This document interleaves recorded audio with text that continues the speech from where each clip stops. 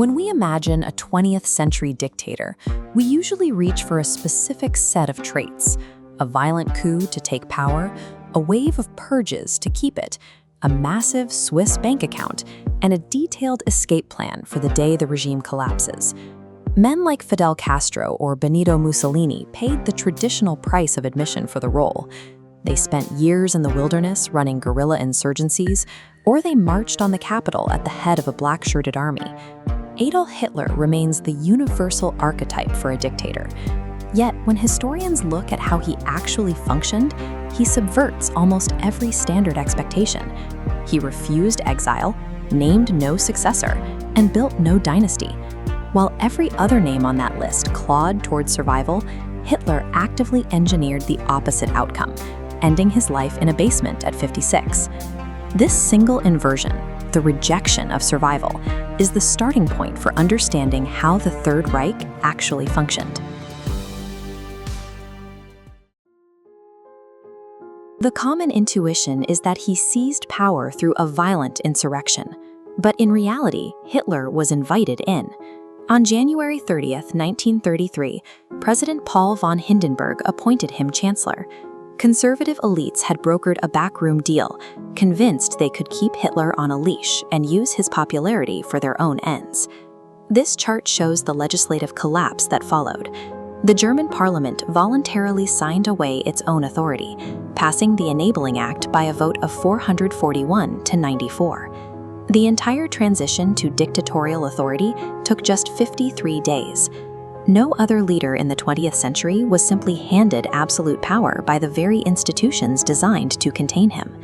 The government did not fall to an invader, it dissolved itself. The mechanism of the takeover was entirely constitutional. A typical dictator secures their position by eliminating their allies. For example, Joseph Stalin, fearing his own generals more than his enemies, executed 750,000 people during the Great Terror, wiping out nearly every original Bolshevik who had served with Lenin. Hitler's inner circle, by contrast, remained almost entirely static.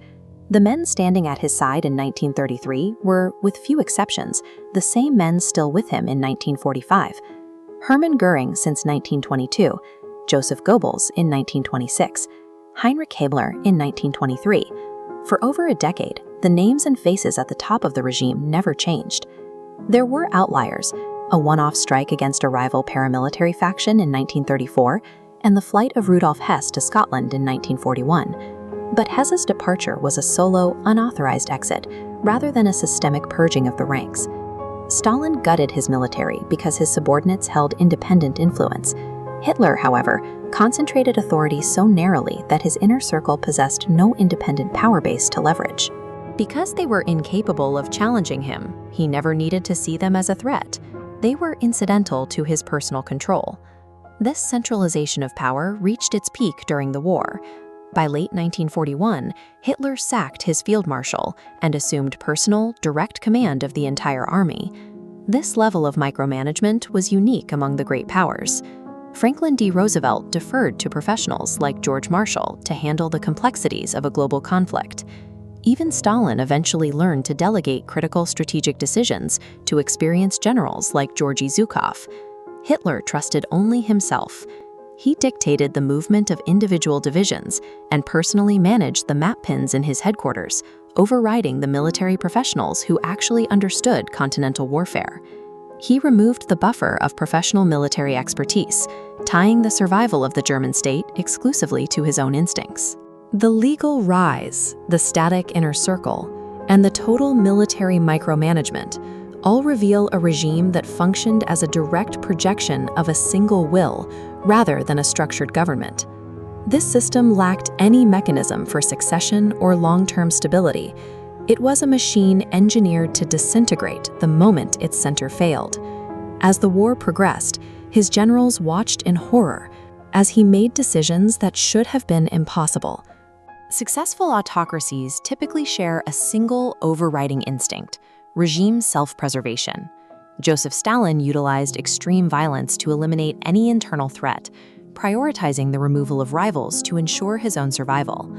The Kim dynasty has maintained power for 3 generations by engineering an entire nation to prioritize the family's longevity above every other consideration. Families like the Assads in Syria, the Duvaliers in Haiti, and the Castros in Cuba all operated according to this same requirement for longevity. A rational dictatorship optimizes for life and power, making every decision a calculation for continued existence. Adolf Hitler represents the massive anomaly, a dictator who completely ignored the rule of self-preservation. Historical and military consensus shows that Hitler repeatedly overrode his professional staff, making choices that actively sabotaged his own national interests and armed forces.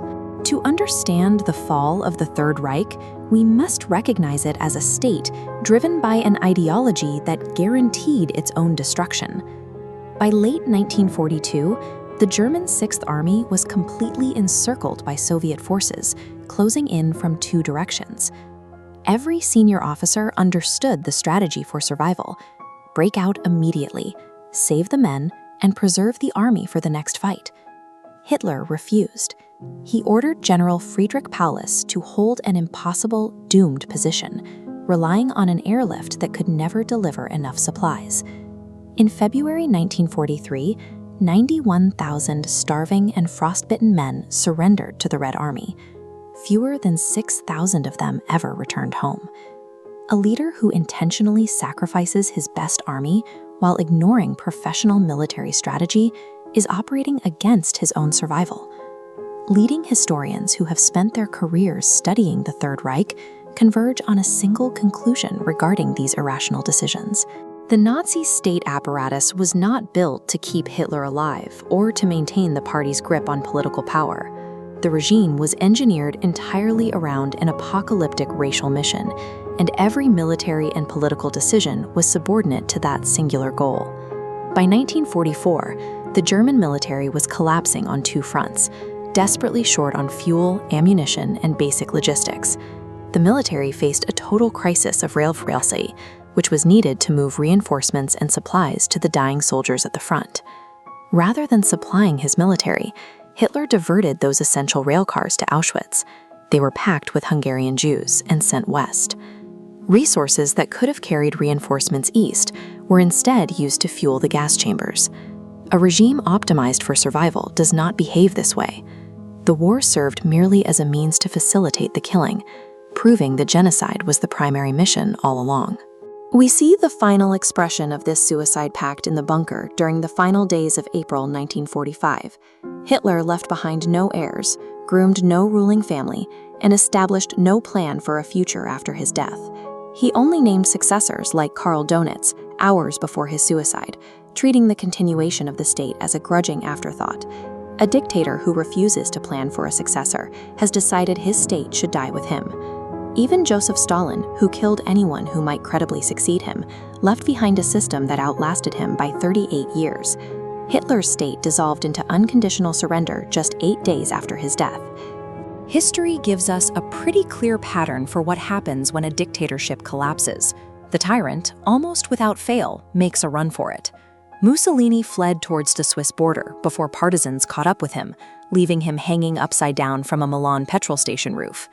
In 1989, as massive crowds stormed his palace in Bucharest, Nicolae Ceausescu escaped by taking off from the roof in a helicopter.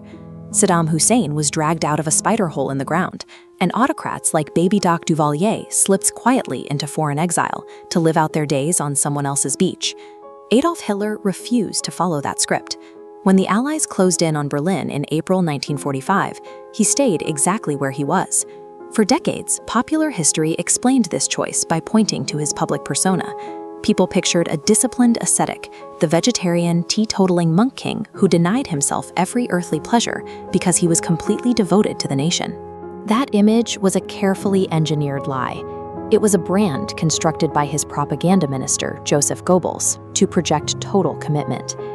To understand why he chose a bunker over a beach, we have to look past the propaganda to the hidden financial empire he was quietly building and the dark ideological logic that eventually consumed it. In private, the supposed ascetic ate liver dumplings, drank diluted wine, and maintained a sprawling, luxurious mountain estate called the Berghof. He also kept his long-term partner, Eva Braun, hidden away there, ensuring the German public never saw the reality of his domestic life. And the public certainly never saw his bank account. By late April 1945, he was likely the single wealthiest individual in Europe. This bar chart breaks down his hidden wealth. Look at this first pillar. The state forced every newly married German couple to receive a copy of Mein Kampf. Millions in royalties bypassed the government and went straight to him. Then we add the royalties from his own face. From 1934 onward, every time a citizen bought a postage stamp bearing his image, he collected a personal payout. Stack on top of that an annual slush fund paid directly by the country's top industrial firms, plus a secret account held with the forerunner of the Dutch Postbank. By the time he died, his estimated net worth sat somewhere between 1.35 and 43.5 billion euros in modern money. If he was sitting on the largest personal fortune on the continent, why didn't he take the money and run for a beach like every other corrupt autocrat? Every part of his brand was a performance, except for the ideology. That was the one commitment that proved fatal. On March 19, 1945, Albert Speer's 40th birthday, Hitler issued what is now known as the Nero Decree. The order was apocalyptic in scale. He commanded the absolute destruction of every remaining piece of German infrastructure: bridges, factories, power stations, railways, and food stores. Nothing was to be left intact for the advancing Allies. His justification was completely devoid of self-preservation. He told Speer directly that since the war was lost, the German people had proven to be the weaker nation. For failing him, they deserved to perish. He condemned the physical infrastructure, and his administration matched that destruction with a massive wave of elite suicides. Look at this data showing the scale of elite self-destruction in 1945. 8 out of 41 regional Gauleiters took their own lives, along with 53 Wehrmacht generals, 14 Luftwaffe generals, and 11 Kriegsmarine admirals. In Berlin alone, there were over 7,000 reported suicides that year. Hitler's final act with the cyanide and the Walter PPK on April 30th stood as the apex of this wave, the ultimate expression of a government built to die with its leader. He was handed political power rather than seizing it by force. He trusted the same tight inner circle for 12 years, secretly hoarded billions, burned his own nation to the ground, and died in a basement surrounded by poisoned staff. Dictatorships generally fall into two categories. They are either optimized for survival or they are optimized for a mission. The typical tyrant is motivated by intense selfishness. They want to empty the treasury and live comfortably. That selfishness is exactly what motivates them to flee, leaving their country's infrastructure mostly standing after they go. Hitler's regime was built exclusively for a mission. It was designed to die with him.